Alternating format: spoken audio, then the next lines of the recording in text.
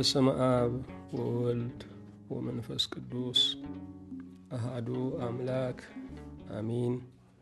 እንደምን አደራችሁ? እንደምን ሰነበታችሁ? ምሕረቱ ብዙ የሚሆን በቸርነቱ ይህንን ጊዜ የሰጠን የጸጋ ሁሉ አምላክ እግዚአብሔር ስሙ የተመሰገነ ይሁን። በእግዚአብሔር ቸርነት የትምህርታችን ርዕስ እግዚአብሔር የሚገለጠው ለምንድን ነው የሚል ነው። ኦሪት ዘፍጥረት ምዕራፍ 12 ቁጥር 7 ላይ ያለውን በጸሎት መንፈስ ሆነን እናነባለን።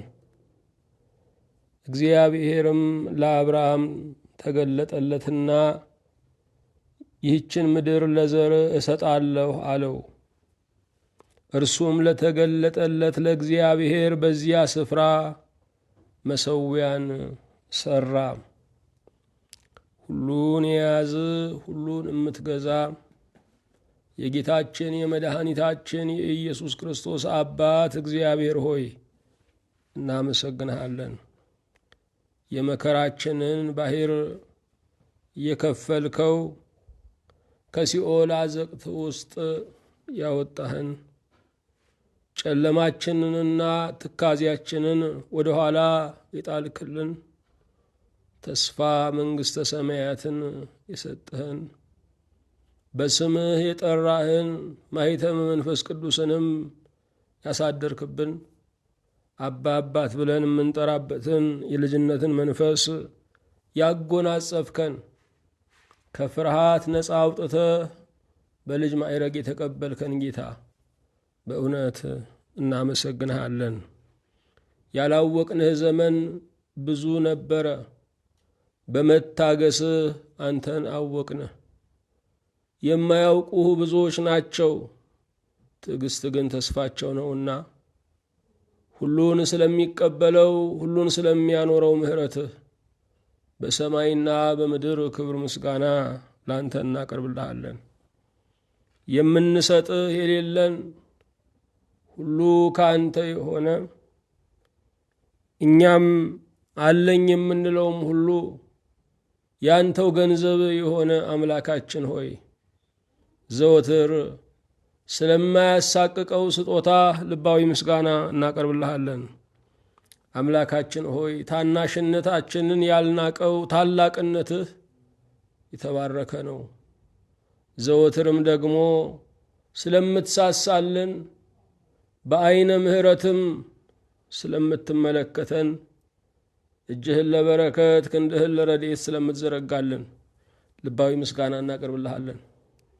አቤቱ ሆይ ከሌሊት ከሕይወትም ጨለማ ያዳንከን ፍርሃት ድንጋጤያችንን ወስደህ በአንተ ለመድፈር በአንተ ለመጽናት በአንተ ለመቆም ያበቃህን ጌታ በሰማይና በምድር ክብር ምስጋና ለአንተ እናቀርብልሃለን። ብዙ ዘመን በደጃፍ የቆምነውን ወደ ቤትህ ያስገባህን ቃልህን ገሸሽ ያልነውን በቃልህ ፍቅር የሞላህን በግምታችን የጠፋነውን የጽድቅ ቃልህን ያሳወከን ጌታ አንተ በራችን ነህ፣ አንተ እውነታችን ነህ፣ አንተ ሕይወታችን ነህ። የእግዚአብሔር ልጅ ኢየሱስ ክርስቶስ ምስጋና ለአንተ እናቀርብልሃለን። ጌታ እግዚአብሔር ሆይ ሁል ጊዜ በስንፍና በመታከት ውስጥ የምንኖር ልጆችህን ለጽድቅ አቅም እያነሰን ለኀጢአት ግን የበረታነውን ብኩኖቹን ዛሬም ተስፋ ስላልቆረጥክብን ሐኬታችንን ልታሸንፈው ድካማችንን ደግሞ ታሪክ ልታደርገው ይህን ጊዜ ስላዘዝክልን በእውነት እናመሰግንሃለን። አምላካችን እግዚአብሔር ሆይ እንደ ቸርነትህ ለአበው ለነቢያት፣ ለሐዋርያት፣ ለሊቃውንት፣ ለደናግል፣ ለመነኮሳት፣ ለካህናት፣ ለወንጌላውያን የተገለጠች ክብርህ ዛሬ ለእኛ እንድትገለጥ አቤቱ እንለምንሃለን። ክብርህን ሳይ ጠግባለሁ ብሎ መዝሙረኛው እንደተናገረ የሕይወት ጥጋብ የሕይወት ረፍት እናገኝ ዘንድ አቤቱ ክብርህን ግለጽልን። ዓይኖቻችን እንዲበሩ የተሰቀልከውን አንተን ደግሞ ለማየት እንዲበቁ ነፍሳችን በፍቅርህ ነደ እሳት እንድትነካ እንድትቀጣጠል ሌሎችንም በመውደድ የሰውን ዘር ሁሉ የበጀኸውን የፈጠርከውን ሁሉ በመውደድ እንድንባረክ አቤቱ እንለምንሃለን። ሰላማዊ ዘመን እንድታዝልን የሚያውከንን ከሕይወታችን ከኑሯችን ከአገልግሎታችን ከሀገር ከምድራችን ላይ ቆርጠህ እንድትጥልልን አቤቱ እንማጸናለን። ኦርቶዶክሳዊት ቤተ ክርስቲያንን እንድታጸናልን የቤተ ክርስቲያን ደጆች ሁልጊዜ ለምህረት የተከፈቱ እንዲሆኑ አገልጋዮቿም እንደ ብረት ምሰሶ እንዲጸኑ አቤቱ እንጠይቀሃለን። ስለ ቸርነትህ አንተን ባለማወቅ በድንግዝግዝ የሚኖር ለአንተ ባለመገዛት በክፉ በዲያብሎስ ገዥነት ውስጥ ያደረውን ነፃ እንድታወጣው ወደ ረፍት ወደ ሕይወት እንድትመልሰው አቤቱ እንጠይቀሃለን። አገልግሎታችንን በብሩህ ገጽ እንድትቀበለው በመካከላችንም ያንተ ክብር፣ ያንተ ሰላም፣ ያንተ ጸጋ፣ ያንተ መጽናናት እንዲሰፍን አቤቱ እንለምንሃለን። የተገለጥክልን እንድትገለጥልን በመገለጥ ውስጥ ያለውን መገለጥ እንድትልክልን አቤቱ እንማጸናለን። በመገለጥህ ውስጥ አንተን በመገለጥህ ውስጥ ድካማችንን እንድናይ ጸጋህን አብዛልን። የታመሙ ተስፋ ያጡ ባለሙያ ሊረዳቸው ያልቻሉ በየስፍራው አሉና ዛሬ የቆሰሉት እጆችህን ለፈውስ እንድትዘረጋላቸው ቆመው ከእኛ ጋር ዝናህን ለማውራት ታሪክህን ለመመስከር እንዲበቁ እንጠይቀሃለን። የታሰሩ ፍርድ ያጡ በግፍ የተጣሉ መሪር በሆነ በሰው አገዛዝ የተያዙ ለመኖር በዚህ ሰዓት እየከፈሉ ያሉ የታገቱ በስምህ ነፃ እንዲወጡ እንማጸናለን። ከሀገራቸው ርቀው ያሉትን የተሰደዱትን ምድራቸውን ቤተሰባቸውን የናፈቁትን ሁሉ ለሀገራቸው ለሚወዷቸው እንድታበቃ ቤቱ እንጸልያለን። አምላካችን ሆይ እርስ በርሳችን ያለንን መነካከስ፣ መለያየት፣ መጠላለፍ በቃላት በፍላጻ በጦር በቀስት መወጋጋትን ሁሉ አቤቱ በፍቅር እንድትለውጥልን እንማጸናለን። የመጣ ባዕድ ዛሬ የተፈጠረ ወገንም የለም። ጌታ ሆይ ዛሬ እንደተፈጠረ አንዱ ለአንዱ እንግዳ ሆኖበታልና እንደገና የመቀባበል መንፈስን እባክህ ላክልን። የሚመሩንን ደግሞ በአንተ ጥበብ በአንተ ማስተዋል እንድትመራቸው ለምድር ገዢዎች ሁሉ ማስተዋልን ምክርን እንድትሰጣቸው አቤቱ እንማጸናለን። ከሰሜን እስከ ደቡብ ከምስራቅ እስከ ምዕራብ በኢትዮጵያ በሀገራችን ያለውን ሰቆቃ ሁሉ በቃል ኪዳንህ እንድትለውጠው የመረረው የሚጣፍጥልህ የጨለመው የሚነጋልህ ጌታ አቤቱ ደጅ እንጠናሃለን። ስለ ቸርነትህ በፊትህ በቆምን ጊዜ እንድናስባቸው አደራ ያሉንን እኛን ዝንጎዎቹን በጸሎት አትርሱን ያሉንን ሁሉ በማይረሳ አይምሮ በሰማያዊት መንግሥት በክብር አደባባይ ተዘግኖ በማይጨረሰው መዝገብ አቤቱ አስብልን። በረከተ አብ በረከተ ወልድ በረከተ መንፈስ ቅዱስንም አቤቱ አሳድርብን። ይህንን ቃል የሚሰሙትን እነዚህን ባሪያዎችህን በሰማያዊ በምድራዊ በረከት አቤቱ ባረካቸው። የልቡናቸውን መሻት እንደ ፍላጎትህ እንደ ፈቃድህ አቤቱ ፈጽምላቸው። ምንጫቸውን፣ ጓዳቸውን፣ ትዳራቸውን፣ የሰጠሃቸውን ነገር ሁሉ አቤቱ ባርክ። ለሚያዩአቸው ለሚሰሟቸው ሁሉ በሚያዩአቸው ፊት ሞገስ በሚሰሟቸው ፊት መጣፈጥን አቤቱ አድላቸው። ስለ ቸርነትህ በሰላም ጀምረን እስክንፈጽም ጥበቃህ በዙሪያችን ማዳን ምሕረትህ በመካከላችን ትሁንልን። በጌታችን በመድኃኒታችን በኢየሱስ ክርስቶስ በእርሱ ያለ ክብር ጽን ላንተ ይገባሃል። ከእርሱ ጋራ ከመንፈስ ቅዱስም ጋራ ትክክልም ይሆን ዛሬም ዘውትርም ለዘላለሙ አሚን። የእግዚአብሔር የአምላካችን ስሙ የተመሰገነ ይሁን። የትምህርታችን ርዕስ እግዚአብሔር የሚገለጠው ለምንድን ነው የሚል ነው። እግዚአብሔር የመገለጥ አምላክ ነው። ሰው እግዚአብሔርን የሚያውቀው እግዚአብሔር በገለጠለት ልክ ነው። የሰው ልጅ እግዚአብሔር የገለጠለትን ለማወቅ አለመፈለጉ ያስጠይቀዋል። የተጻፈውን ቃል አለማንበብ፣ የሚሰበከውን ቃል እግዚአብሔር አለመስማት ያስጠይቃል። እግዚአብሔር ራሱን ከገለጠልን በላይ ለመፈላሰፍ መሞከርም እግዚአብሔርን ያሳጣል፣ አእምሮንም ያሳጣል። እግዚአብሔር የአስተርእዮ አምላክ ነው፣ የመገለጥ አምላክ ነው። ቅድስት ቤተ ክርስቲያን ይህንን ወራት ዘመነ አስተርእዮ ብላ ተሰይመዋለች። ዘመነ አስተርእዮ ብላ ትዘምራለች። ዘመነ አስተርእዮ ብላ ታስተነትናለች። አስተርእዮ ማለት መገለጥ፣ መታየት፣ መታወቅ ማለት ነው። እግዚአብሔር የሚታይ አምላክ ነው። ብዙ ዘመን በኑሯችን፣ በታሪካችን፣ በጉዳታችን አይተነዋል። እግዚአብሔር የሚታወቅ አምላክ ነው። የሚታወቀውን አምላክ ደግሞ አንዳንድ ጊዜ በሚያስደንቅ ሁኔታ ሊቃውንት እየዘነጉት ሕፃናት ይረዱታል። እግዚአብሔር በመንፈሱ ብርሃን የሚታወቅ እንጂ በአእምሮ ጡንቻ የሚደረስበት አይደለም። አዎ እግዚአብሔር ክስተቱን ለሰው ልጆች በተለያየ ዘመን በተለያየ መንገድ ገልጧል። ይሄ የእግዚአብሔር ክስተት የመኖር አቅማችን ነው። ክብርህን ሳይ ጠግባለሁ ብሎ መዝሙረኛው እንደተናገረ የሕይወት ጥጋብ፣ የሕይወት እፎይታ የምናገኘው የበቃኝ ኑሮ የምንኖረው የተገለጠውን እግዚአብሔር ማየት ስንችል ነው። እግዚአብሔር የሚገለጠው ለምንድን ነው?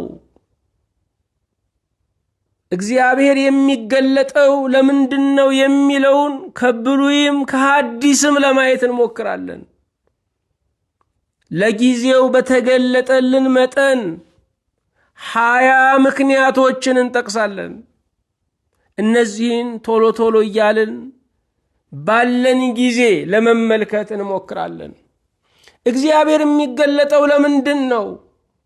የመጀመሪያ በረከት ለመስጠት ነው። ኦሪት ዘፍጥረት ምዕራፍ 12 ቁጥር 7 ላይ እግዚአብሔርም ለአብርሃም ተገለጠለትና ይህችን ምድር ለዘርህ እሰጣለሁ አለው። እርሱም ለተገለጠለት ለእግዚአብሔር በዚያ ስፍራ መሠዊያን ሠራ ይላል። በዚህ ክፍል ላይ አብርሃም ስሙ አልተለወጠም ነበረ፣ አብራም ነበረ።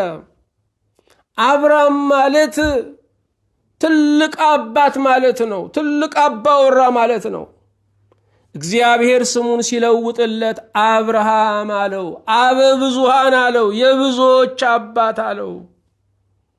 እግዚአብሔር በእኛ ላይ ያለው ዓላማ እኛን ትልቅ አባት ተብሎ ማስጠራት አይደለም፣ የብዙሃን አባት ማድረግ ነው።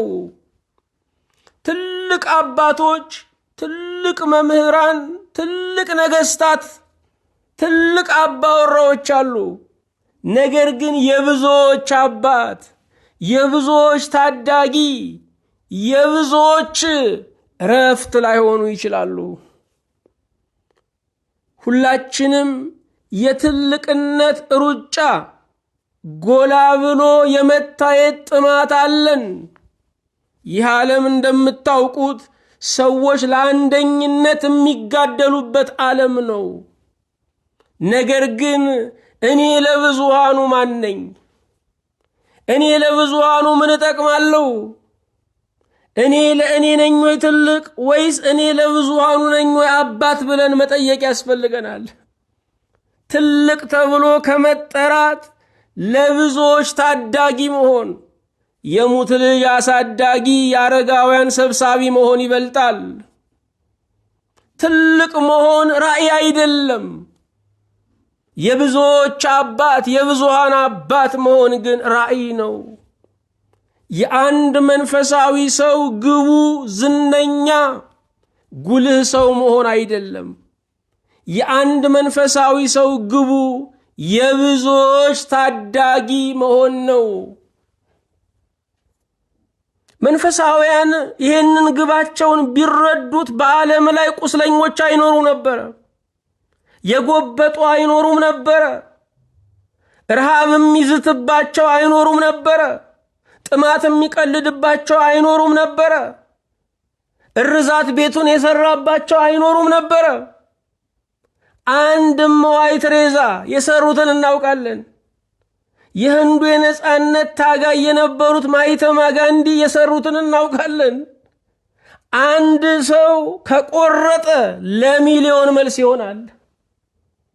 ማርቲን ሉተር ኪንግን እናውቃለን። የአሜሪካ የጥቁሮች መብት ተሟጋች አንድ ሰው ነው። ነገር ግን ለሚሊዮኖች ነጻነት መብራት ምክንያት የሆነ ነው።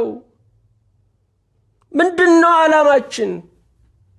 ተምረን ገንዘብ ሰብስበን ትዳር ይዘን ልጅና የልጅ ልጆችን ቆጥረን ማለፍ ነው? እግዚአብሔር በእኛ ላይ ያለው ዓላማ ከዚህ የበለጠ ነው። የብዙዎች አባት እንድንሆን ነው። መለወጥ ማለትም ይሄው ነው። ድሮ አብርሃም የነበርን አሁን አብርሃም መሆን ማለት ነው። ድሮ ትልቅ ሰው የመሆን፣ በእውቀት አንቱታን ማግኘት፣ በስልጣን ትልቅ ኮርቻ ላይ መቀመጥ፣ በዝና ከሁሉ ቀድሞ መጠራት ጥማታችን ሊሆን ይችላል። ነገር ግን ስንለወጥ እኔ ለብዙሃኑ ማን ነኝ? እኔ ለብዙሃን ጥያቄ መልስ ነኝ ወይ? እኔ ለብዙሃን ረሃብ መድኃኒት ነኝ ወይ? እኔ ለብዙሃን ስደተኞች መጠጊያ ነኝ ወይ? እኔ ለብዙሃን ትኩዛን የተከዙት ምስካይ ነኝ ወይ? መጠጊያ ነኝ ወይ? መለወጥ ለብዙዎች መኖር ነው። ሰላምታችሁ የሚያድናቸው ሰዎች አሉ። ፍለጋችሁ የሚያገኛቸው ሰዎች አሉ። ስልካችሁ ከጭንቀት የሚፈታቸው ሰዎች አሉ። መስጠታችሁ ዕድሜያቸውን የሚያራዝምላቸው ሰዎች አሉ። እኔ የምኖረው ለብዙዎች ነው። ዋጋችሁን አታሳንሱት። ትልቅ አባወራ መሆን፣ ትልቅ ሰው መባል፣ ስመጥር መሆን፣ ዝነኛነት፣ ደጋፊ መኮልኮል፣ ይሄ ዋጋን ማሳነስ ነው።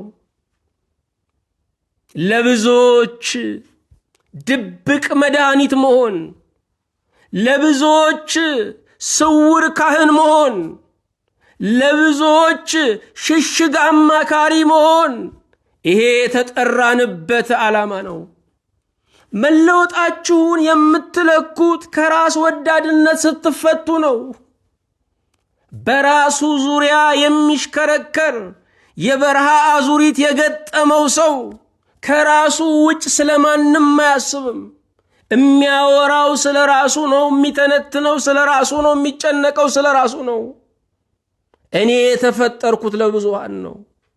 እኔ የተጠራሁት ለብዙሃን ነው። በዓለም ላይ የምታዩት ዝርክርክ እያንዳንዱ ሰው ድርሻውን ያለ መወጣቱ ምክንያት ነው። እያንዳንዱ ሰው ድርሻውን ቢወጣ ኖሮ በዓለም ላይ የምናየው ጭንቅ አይኖርም ነበረ። እግዚአብሔር ለአብርሃም ተገለጠለትና አብርሃም እግዚአብሔርን ያወቀው እግዚአብሔር ለአብርሃም ተገልጦለት ነው። እግዚአብሔር እንድናውቀው ስለሚፈልግ ራሱን ይገልጥልናል። በተጠማነው መጠንም እግዚአብሔር ይገለጥልናል። በተጋነው መጠንም እግዚአብሔር ይገለጥልናል። ባሰስነው መጠንም እግዚአብሔር ይገለጥልናል። ቃሉን ባፈቀርነው መጠን እግዚአብሔር ይገለጥልናል። እግዚአብሔር ሲገለጥልን ድነን እንቀራለን።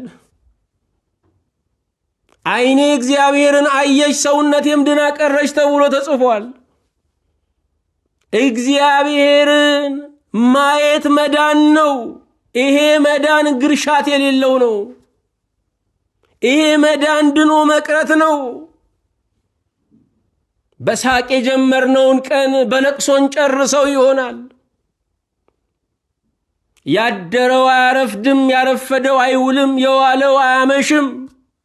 እግዚአብሔርን ማየት ግን ድኖ መቅረት ነው። ነፍሳችን እግዚአብሔርን ስታይ ብርሃን ትጎናጸፋለች። የምንወዳቸውን ሰዎች ስናያቸው ፊታችን ይበራል፣ ልባችን ይበራል፣ ተስፋችን ይለመልማል። የሚያውቀኝ መጥቷል እንላለን። እግዚአብሔር ሲገለጥልን አጥንቶቻችን በሐሴት ይለመልማሉ። እግዚአብሔር ለአብርሃም ተገለጠለት። እግዚአብሔር የሚገለጥ አምላክ ነው። አስተርእዮ ቆሞ አያውቅም። እግዚአብሔር በእያንዳንዱ ቀን ለፍጥረቱ በፍጥረቱ ይገለጣል። በዚች ማለዳ ስለናንተ በጸለዩ ሰዎች እግዚአብሔር ተገልጧል። በዚህ ማለዳ በነፍሳችሁ ባገለገሏችሁ ሰዎች እግዚአብሔር ተገልጧል። አዎ እግዚአብሔር የመገለጥ አምላክ ነው። እግዚአብሔር መገለጥን ካቆመ የሰው ልጆች መጽናናታቸው እየተገታ ይመጣል። ፍስሐ ቀጣይ የሚሆነው እግዚአብሔር ሲገለጥ ነው። እግዚአብሔር ለአብርሃም ተገለጠለትና ይችን ምድር ለዘርህ እሰጣለሁ አለው። እግዚአብሔር እኛን ብቻ አይደለም የሚያየው፣ በእኛ ውስጥ ዘራችንን ያያል። እግዚአብሔር ዓላማው ለእኛ ብቻ አይደለም፣ በእኛ ውስጥ ላያቸው ትውልዶችም ነው። አብርሃም ይህንን ተስፋ ሲቀበል በእጁ ላይ በቤቱ ላይ ምንም ነገር አልነበረም። እግዚአብሔር ግን ከምንም መቁጠር ይችላል፣ ከዜሮ መቁጠር ይችላል። እግዚአብሔር ይችን ምድር ለዘርህ እሰጣለሁ።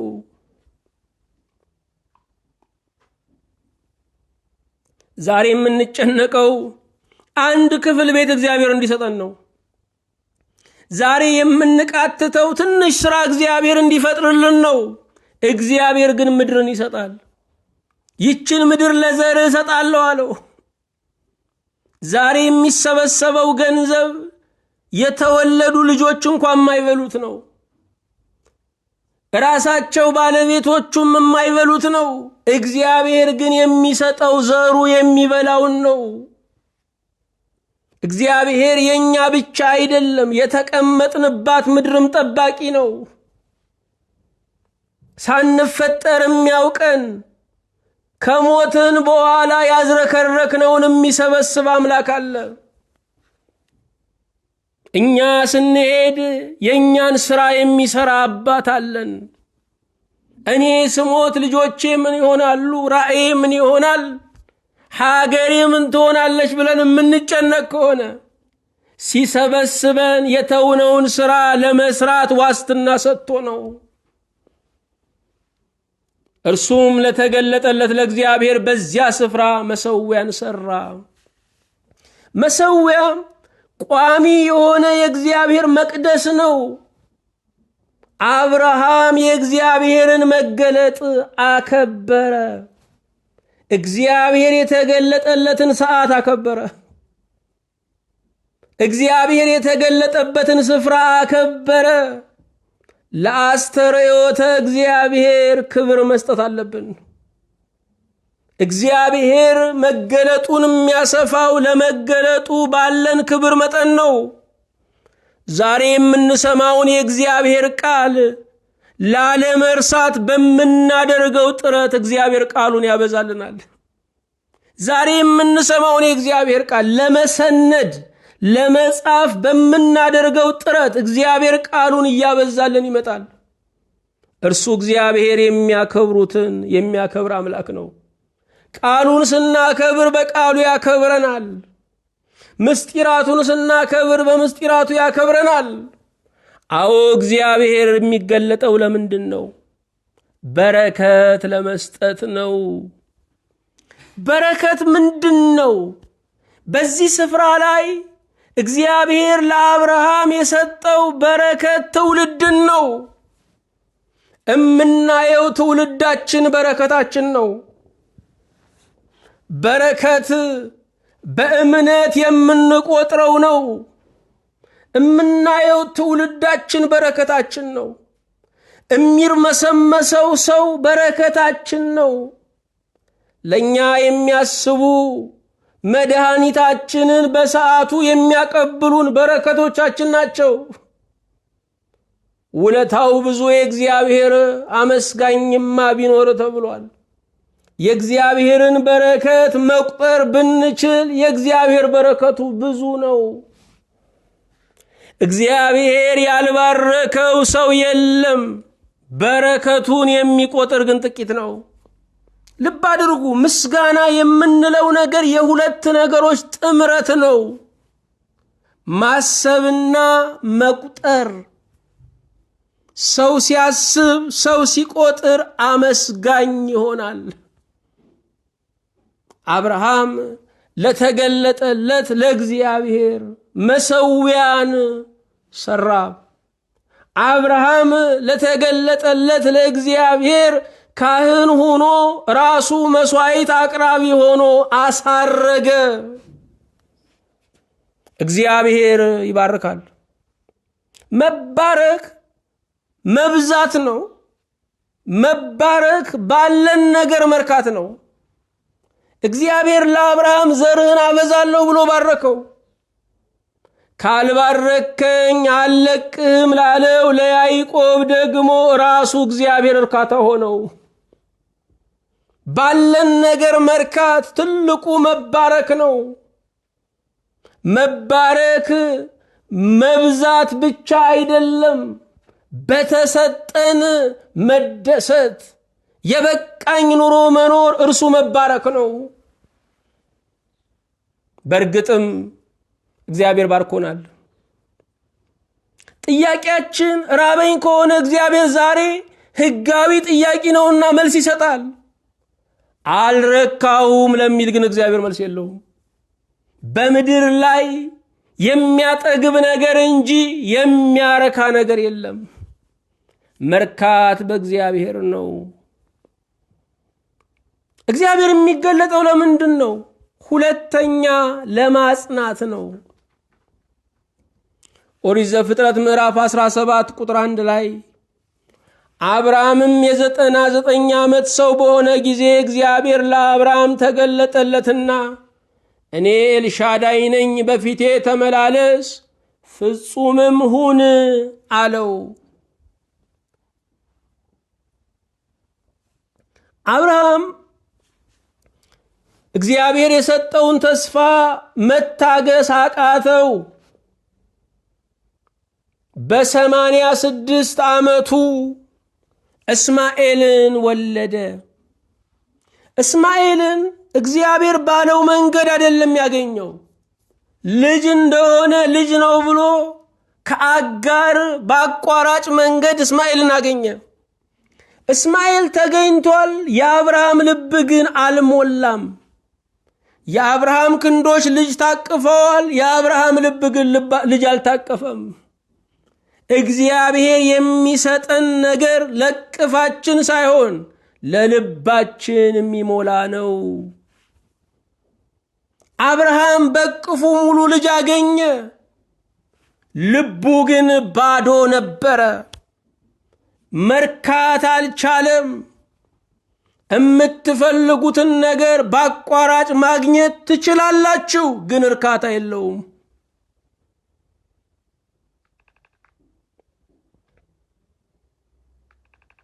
የምትፈልጉትን ነገር በአቋራጭ ማግኘት ትችላላችሁ፣ ነገር ግን እርካታ የለውም። ብዙ ሰው ትላንትና የዳቦ ጥያቄ ነበረው፣ ዛሬ ደግሞ የእርካታ ጥያቄ አለው። አብርሃም በ99 ዓመቱ አቅሙ እየደከመ ነው፣ በትካዜ ውስጥ ነው ያለው። አቅሜ ደክሟል፣ እግዚአብሔር ያለውም ተስፋ ሳይፈጸም ሊቀር ነው ብሎ ሰጋ። ስለዚህ እግዚአብሔር ለአብርሃም በኤልሻዳይነቱ ተገለጠለት። አብርሃም ፍጹም አይችልም፣ እግዚአብሔር ሁሉን እችላለሁ ብሎ ተገለጠለት። ኤልሻዳይ ማለት ሁሉን ቻይ ማለት ነው። አዎ እግዚአብሔር የሚችለው እኛ ባልቻልነው ነገር ላይ ነው። እግዚአብሔር የሚያልፈው እኛ በከፈትንለት መንገድ ነው። እግዚአብሔር ከኛ ጋር በመራዳት የሚሰራው ሥራ የለም። ኃይሉ፣ ስልጣኑ፣ ፈቃዱ የሱ ነው። ነገር ግን እግዚአብሔር እንዲሰራ አቅማችንን አውቀን እጃችንን ለምርኮ መዘርጋት አለብን። አብርሃምም የ99 ዓመት ሰው በሆነ ጊዜ እግዚአብሔር ለአብርሃም ተገለጠለትና እኔ ኤልሻዳይ ነኝ፣ በፊቴ ተመላለስ፣ ፍጹምም ሁን አለው። እግዚአብሔር ኤልሻዳይ ነው። እኛ ባቃተን ነገር ላይ እርሱ ጌታ ነው። ብዙ ነገሮች ከአቅማችን እያመለጡ ነው። በሀገራችን፣ በቤተ ክርስቲያን፣ በግል ሕይወታችን፣ በትዳራችን፣ በዝምድናችን፣ በጉርብትናችን፣ በራእይ በስራችን ብዙ ነገሮች እያመለጡን ከኛ ቁጥጥር ውጭ እየሆኑን ያሉት። አንድ ነገር ደስ ይለናል። ከኛ አቅም በላይ የሆነው ችግራችን ከእግዚአብሔር አቅም በታች ነው። እኔ ኤልሻዳይ ነኝ፣ እግዚአብሔር ይችላል። ከመጀመሪያው መጀመር ይችላል፣ ከመጨረሻውም መጀመር ይችላል። እግዚአብሔር መጨረሻ ላይ ብንቆምም ቀኝ ኋላ ዙር ብሎ አንደኛ ሊያደርገን ይችላል። ለእግዚአብሔር የሚያዘቀዝቅ ጀንበር የለም። ለእግዚአብሔር የሚጠልቅ ፀሐይ የለም። እግዚአብሔርን ያስቸገረው ማዕበላችን አይደለም፣ አለማመናችን ነው። እኔ ኤልሻዳይ ነኝ፣ እግዚአብሔር ሁሉን ቻይ ነው። እኛ ባቃተን ነገር ላይ እርሱ የበላይ ነው። የበላይ የሌለበት የበላይ ነው። በፊቴ ተመላለስ። ብዙዎቻችን የእግዚአብሔርን ሁሉን ቻይነት አላመንም። እምንደሰተው ሐኪሙ መድኃኒት የሚያዝለት በሽታ ሲኖረን ብቻ ነው። እንረጋጋለን። ከአቅሜ በላይ ነው ሲለን እግዚአብሔርም ያለን ይመስለናል። ከጠቢቡ አቅም በላይ፣ ከዳኛው አቅም በላይ፣ ከንጉሱ አቅም በላይ እግዚአብሔር ይሰራል። እኔ ኤልሻዳይ ነኝ። ዛሬ ሰላማችንን የመሰረትንባቸው ነገሮች የምንሰማቸው ዜናዎች ናቸው። የሕክምና ውጤታችን ነው። የኤምባሲ ቀጠሯችን ነው። ሰላማችንን የመሰረት ነው በሚያረገርግ መሰረት ላይ ነው። እኔ ኤልሻዳይ ነኝ፣ እግዚአብሔር ሁሉን ቻይ ነው። በፊቴ ተመላለስ። የእግዚአብሔርን ሁሉን ቻይነት ያወቀ በእግዚአብሔር ፊት ይመላለሳል። እኛ እየተመላለስን ያለነው ለታይታ ነው። በሰው ፊት ነው የምንመላለሰው። ሰዎች አንቱ ሲሉን ልባችን ይሞቃል፣ አንተ ሲሉን ይወርዳል። ጭብጨባው ሲቀንስ አገልግሎቱ ይጠፋናል። አሜን ሳይባል ማገልገል ያቅተናል። በፊቴ ተመላለስ። የምንኖረው ሰዎችን ለማስደሰት ነው። ሰዎች ላስደስታችሁ ባልናቸው መጠን እያስከፋናቸው እንመጣለን። መኖር ያለብን እግዚአብሔርን ለማስደሰት ነው። እሱን ስናስደስት እሱን የሚያውቅ ሰው ይደሰትብናል። በፊቴ ተመላለስ። እንደ ዋዛ የሚነገሩ ነገሮች ዛሬ እውነት እየመሰሉ መጥተዋል። የድምፅ ማጉያ በቤተ ክርስቲያን ላይ ከተተከለ ጊዜ አንስቶ ጸሎት ማድረግ አቁሟል እያሉ ሰዎች ይናገሩ ነበረ።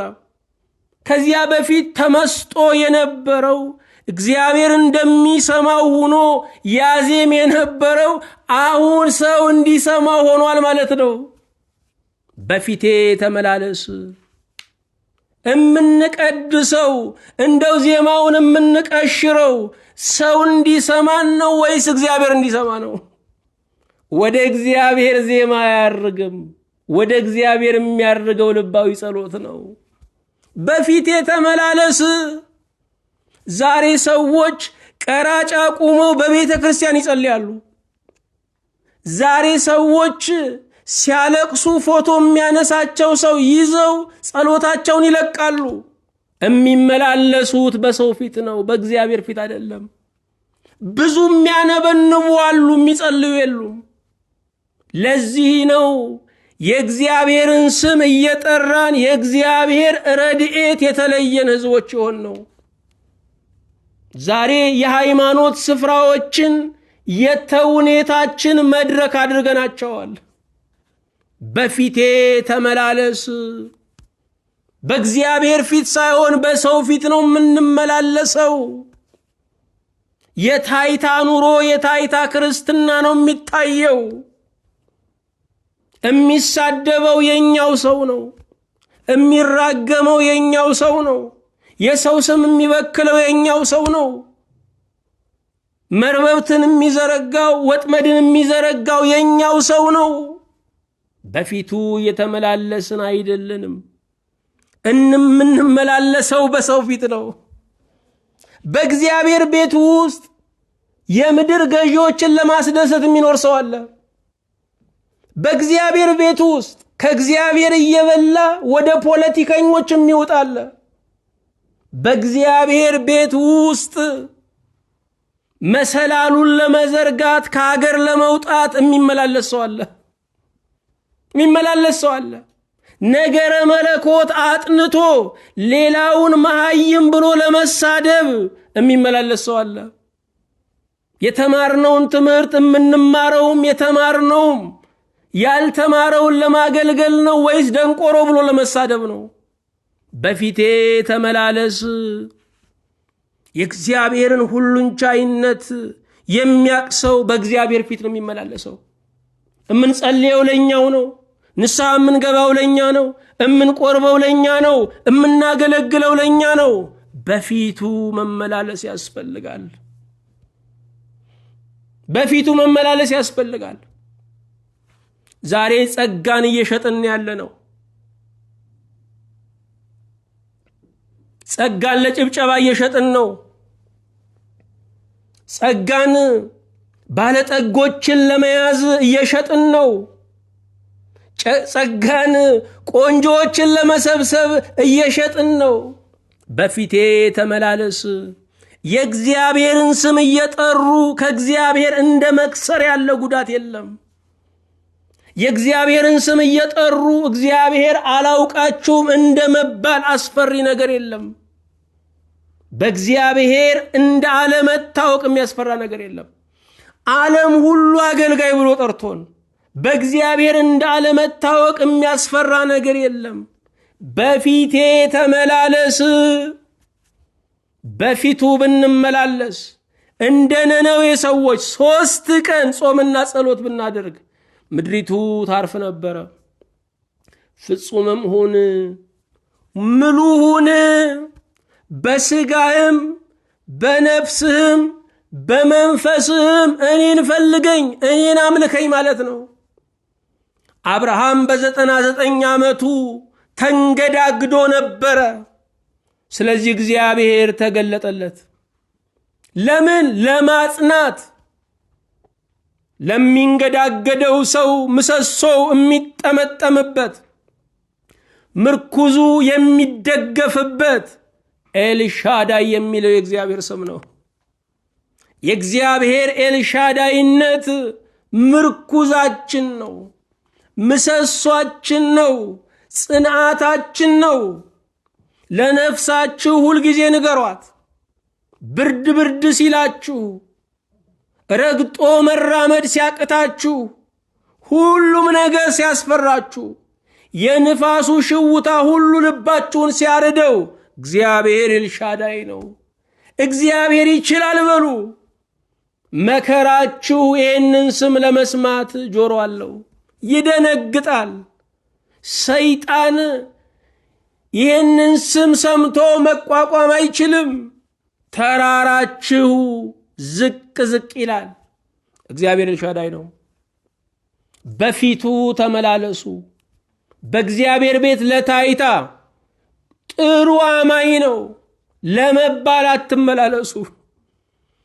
አንዳንድ ሰው የሚቆርበው በቆረበው አፌ ክፉ አታናግሩኝ ብሎ ለማውራት ነው። ቆርብ ያለው ለማለት ነው። አንድ እናት ለምንድን ነው የሚቆርቡት አልኳቸው። አይ እንደ ቆረበች ቆርባ ሞተች ተብሎ ሲነገርስ ጥሩ አይደለም ወይ አሉ። አብዛኛው ሰው ይሄው ነው የሚቆርበው፣ ለሰው ነው። ቤተ እግዚአብሔር የሚመላለሰው ለሰው ነው። የምናገለግለው ለሰው ነው፣ ለታይታ ነው። በፊቴ ተመላለስ። እግዚአብሔር እውነት ነው፣ የሚገኘው በእውነት ነው። ፍጹም ሆናችሁ ታገኙታላችሁ ማለት አይደለም። ብቁ ሆናችሁ ታገኙታላችሁ ማለት አይደለም። ፍጽምናችንም ብቃታችንም ራሱ እግዚአብሔር ነው። እኔ ኃጢአተኛ ነኝ ማለትም እውነት ነው፣ ጽድቅ ነው። እግዚአብሔር የሚገለጠው ለምንድን ነው? ሶስተኛ በቤታችን ለመንገስ ነው። ኦሪት ዘፍጥረት ምዕራፍ 18 ቁጥር 1 በቀትርም ጊዜ እርሱ በድንኳኑ ደጃፍ ተቀምጦ ሳለ እግዚአብሔር በመምሬ የአድባር ዛፍ ተገለጠለት። ክብር ምስጋና ለእግዚአብሔር ይሁን። የሐምሌ ሥላሴን ስናከብር ይህንን ጥቅስ ነው የምናከብረው። እግዚአብሔር በአብርሃም ቤት በእንግድነት ተገኘ። እንግዳን ተቀበሉ ያለ አምላክ እንግዳ ስንቀበል አብሮ እንግዳ ሆኖ ይመጣል። እግዚአብሔር ያዘዘው ትእዛዝ ሲፈጸም ይገኛል። የእግዚአብሔርን ሀልዎት እንፈልጋለን። እግዚአብሔር ቃሉ ሲተረጎም ከኛ ጋር ነው። ድሃ ስናበላ፣ የታመመ ስንጠይቅ፣ እስረኛ ስንጎበኝ፣ እንግዳ ስንቀበል እግዚአብሔር ይገኛል። ለዚህ ነው ይህንን ስናደርግ ርክት የምንለው፣ ደስ የሚለን ለዚህ ነው። ታማሚ ጠይቃችሁ ተመለሱ፣ ደስ ይላችኋል። እስር ቤት ሄዳችሁ ተመለሱ፣ ሙሉነት ይሰማችኋል። እግዚአብሔር ያዘዘው ሲፈጸም ከኛ ጋር ነው። የእግዚአብሔር መገኘት ደስታ ይሰጣችኋል። አብርሃም ብዙ ዘመን እንግዳ ተቀበለ። ያለ እንግዳ ቁርሱን፣ ምሳውን፣ ራቱን የማይበላ ነበረ። በአብርሃም ቤት ከማዕዱ የሚቀምሱ 318 ጎበዞች ነበሩ። ስለዚህ 318 ማለት ጠዋት ቁርስ ሲሰራ ሰርግ ነው፣ ምሳ ሲሰራ ሰርግ ነው፣ እራት ሲሰራ ሰርግ ነው። አብርሃም ሰው ወዳድ ነበረ። በ318 ሰው ተከቦ የሚኖር ነበረ። የአብርሃም እልፍኝ በቸርነት የሰፋ ነበረ። በሌለን ዘመን የምንሰጥ ሰዎች ባለን ዘመን ስስታምን ይሆን ነው። እግዚአብሔር ሰጥቶን የታዘበን ምንም በሌለን ዘመን ለመንፈሳዊ አገልግሎት የምንሰጥ ሰዎች በተሰጠን ዘመን ላይ ግን መቁጠር ጀመርን።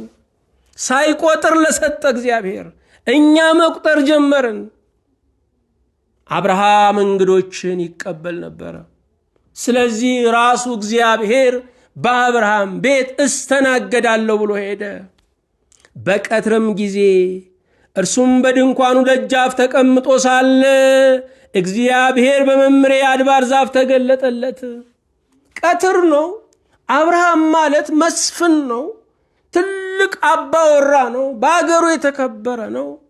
ሀብቱ ልክ ያልነበረው ነው። ይሄ ሰው በቀትር በሚያቃጥለው ከድንኳኑ ውጭ በምሳ ሰዓት ሊቀመጥ አይችልም። እንግዳ አጥቶ ነው። እንግዳ እርቦት ነው። አብሮት እንጀራ የሚቆርስ ሰው ናፍቆት ነው። ስለዚህም እንግዳው አልተገኘም። ራሱ እግዚአብሔር እንግዳ ሆኖ መጣ። ክብር ምስጋና ለእርሱ ይሁን። እንግዳ ጠብቁ፣ እግዚአብሔር እንግዳ ሆኖ ይመጣል። ምናልባት በቤታችን ደጃፍ ላይ በእንተ ስማ ለማርያም ብሎ የሚለምነው ስለ ቸሩ እግዚአብሔር ብሎ የሚለምነው ራሱ እግዚአብሔር ሊሆን ይችላል።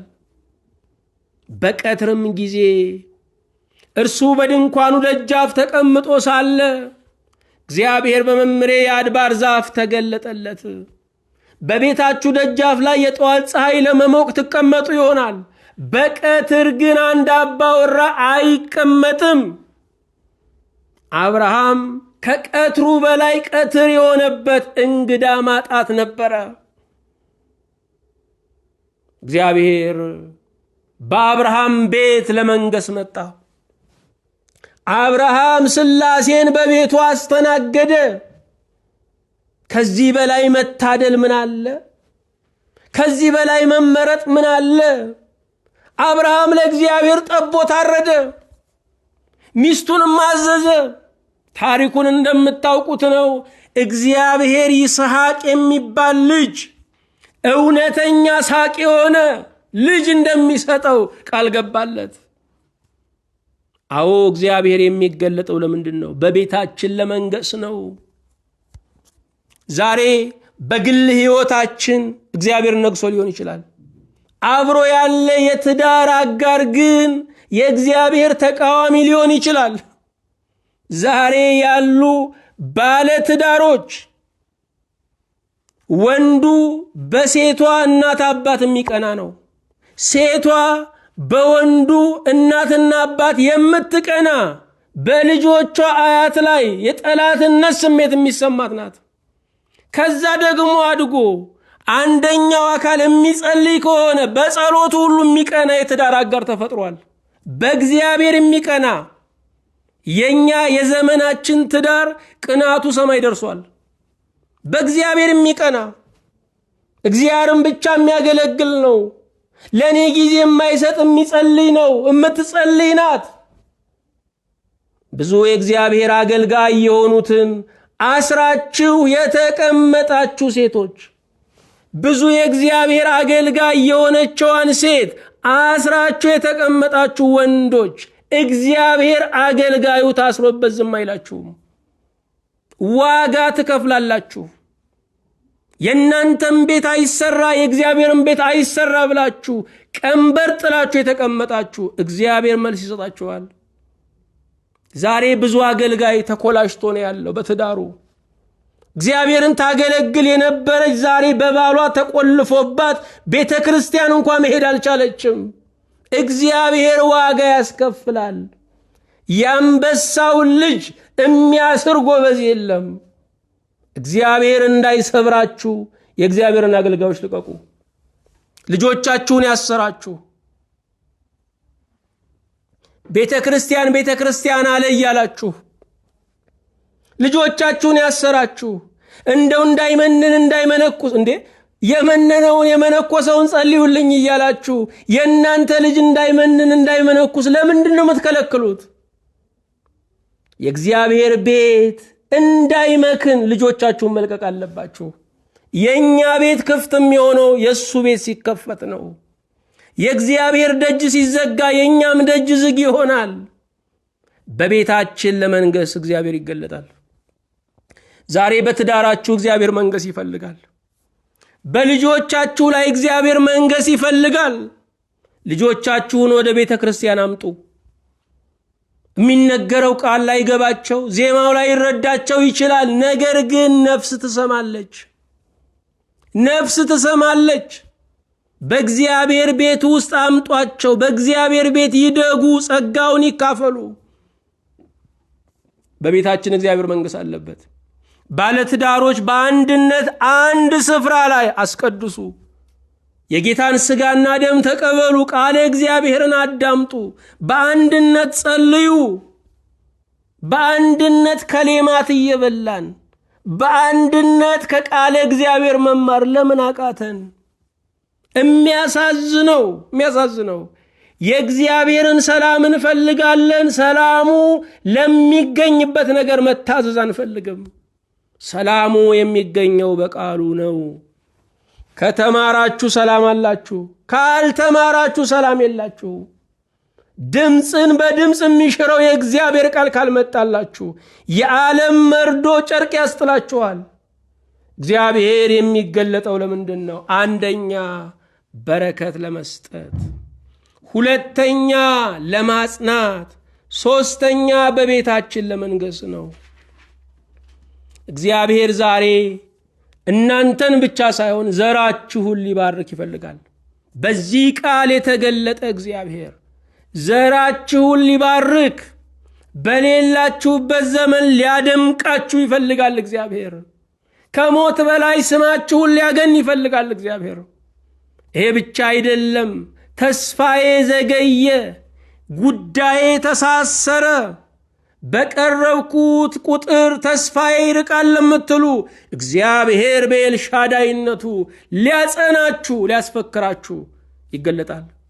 ይህ ብቻ አይደለም። እግዚአብሔር በቤታችሁ ለመንገስ ይገለጣል። ስለዚህም 10 እንጀራ ስትጋግሩ አንዱን እንጀራ አጥፋችሁ ወልዳ ለልጆቿ መመገብ ላቃታት ጎረቤታችሁ ስጡ። እግዚአብሔር በቤታችሁ የሚነግሰው በቸርነት ነው። የተሰጣችሁን በማካፈል ነው። በረከት ከተሰጣችሁ በረከትን፣ ቃሉ ከተሰጣችሁ ቃሉን ማካፈል አለባችሁ። ከሚቀበል የሚሰጥ ደስተኛ ነው ተብሏል። የሕይወት ደስታ ያለው በመስጠት ውስጥ ነው። ስለዚህ ዛሬ ችግረኛ ሩቅ አይደለም። ዛሬ በዛሬዋ ቀን ዘመዶቻችሁ የተቸገሩትን አስቡ። በጎ ነገር አድርጉ። እናንተ ስትሰጡ ጌታዬ ሆይ እኔን ድሃዋን፣ እኔን ዕውር ድመቷን፣ እኔን ዕውር አሞራውን አሰብከኝ ብለው ያመሰግናሉ። የነሱ ምስጋና፣ የነሱ ለእግዚአብሔር የሚሰጡት ክብር ለእናንተ በረከትና ደስታ ያመጣል። እግዚአብሔር በገንዘባችሁ ደስታን የሚሰጣችሁ በገንዘባችሁ እሱ ሲመለክበት ነው። ቃሉ ሲሮጥበት ነው።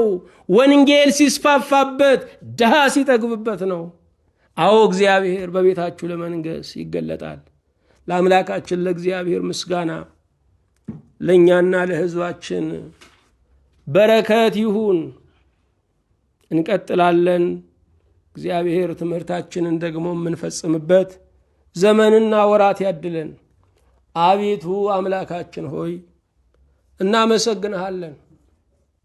እንደ ነፋሱ መወዝወዝ፣ እንደ እሳቱ መንደድ፣ እንደ ውሃው ፍላት፣ እንደ አዋጁ መብዛት እንኖራለንም አላልንም። አንተ ግን የሞት ደብዳቤን በሕይወት ለውጠህ የዛሬ ሰው ስላልከን በሰማይ በምድር ክብር ምስጋና ላንተ ይሁን። ባለመታጣት የምትኖረው የሁል ጊዜው እግዚአብሔር የትላንት መግቢያችን፣ የዛሬ መኖሪያችን፣ የነገ መድረሻችን አንተ ነህ። እናመሰግንሃለን። በረከትህን ለባሪያዎች እንድትሰጠን፣ በብዙ ነገር ደክሞናል እንድታጸናን፣ ቤታችንን የምንፈራው ሆነናል። ትዳራችን፣ ልጆቻችን፣ ጉድለታችን ያውከናል። የታመመ ነገር በቤታችን አለ። አቤቱ ዛሬ ፈውስን እንድትልክ እንማጸናለን። ይህን ቃል ለሚሰሙ ሁሉ ያንተ በረከት፣ ጸጋ፣ ምሕረት ይድረሳቸው። ዓለሙን ሁሉ የፈጠርከውን ሰውና እንስሳውን በቸርነትህ አስታውሰው። በጌታችን በኢየሱስ ክርስቶስ በእርሱ ያለ ክብር ጽን ለአንተ ይገባሃል። ከእርሱ ጋራ ከመንፈስ ቅዱስም ጋራ ትክክል የሚሆን ዛሬም ዘወትርም ለዘላለሙ አሜን።